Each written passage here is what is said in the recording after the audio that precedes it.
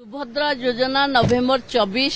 सुंदरगढ़ रे दिहब 20 लाख रु ऊर्ध्व को दिज्व आम 60 लाख 27,000 दे सारीचु बाकी ये 20 लाख रु ऊर्ध्व महिला जो माने तृतीय पर्याय एलिजिबल से दबु आम जो माने करेक्शन जाइए जो माने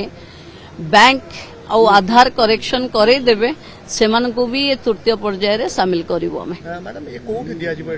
सुंदरगढ़ एथरक सुंदरगढ़ रे ही सेठू दिया जिवो।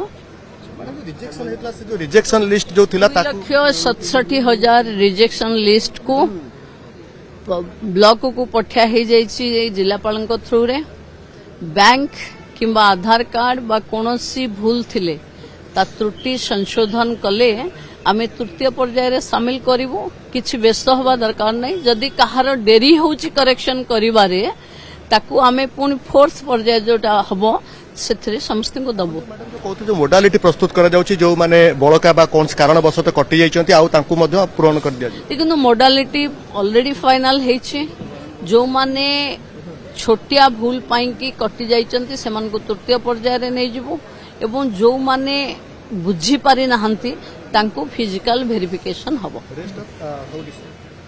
गोटे भी योग्य हिताधिकारी सुभद्रार बंचिबेनी वंचित हेबेनी आमे समस्त को सुभद्रा दबु से आधार रे आमे काम करूछु।